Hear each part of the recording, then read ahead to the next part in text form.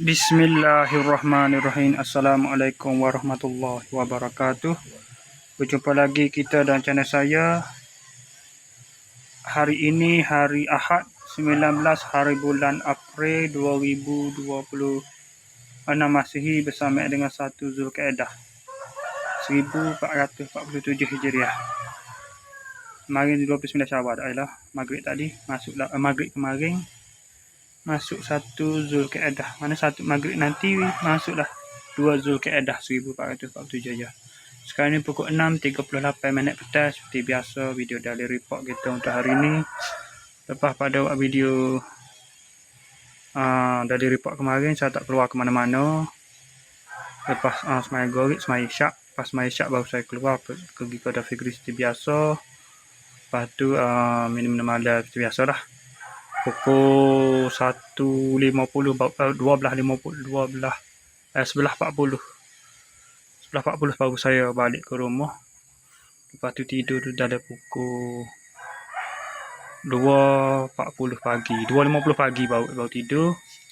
Bangun pada pukul 6.50 pagi, bangun mandi terus main subuh, makan sarapan. Lepas tu pergi ke Dafi Fikri minum pagi seperti biasa. Lepas tu pukul 8.30 tu baru pergi tolak kerja, pak kerja hari kedua lah, sambung kerja hari kami hari tu.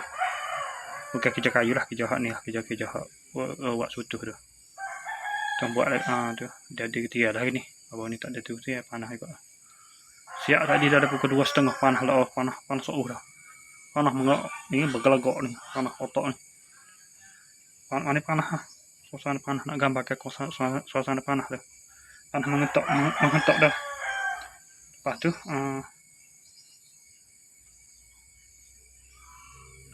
ni gelopah kulit-kulit apa ni. Mana 12.30 tu 2.30 tu pakai habis kat tu lah, 2.40 tu berhenti. Siap sedang ada lah. Siap 12.30 tu relax gitu lah. Habis dah masa tu relax sebagai dah ada 12.50 tu baru tak tolak balik. Duduk relax dulu, nengung dulu. Duduk berbual dulu. Lepas pada tu pasal sakit je ada 12.38 siap sebagai. Lepas tu duduk relax nunggu 12.50 baru tolak balik rumah masing-masing lah. Lepas tu balik di rumah tu dah balik pukul 3. Sampai rumah dah pukul 3. Lepas tu dah 3.30 saya mandi semai Zuhur. Lepas tu dah main internet sepanjang tu lah. Lepas Zuhur tu dah main internet sampai lah pukul 9 saat ni.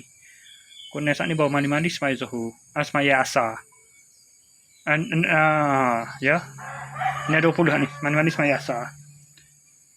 Lepas makan nasi tu semai Asar. Lepas makan nasi mandi semai Asar. Ni 20 hari. Lepas tu dah setengah ni baru siap.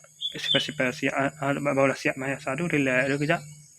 Nah, 3 ni terus buat video daily report ni. Okey, saya sekadar saja untuk sesi video daily report kita untuk hari ini. Assalamualaikum, jumpa lagi.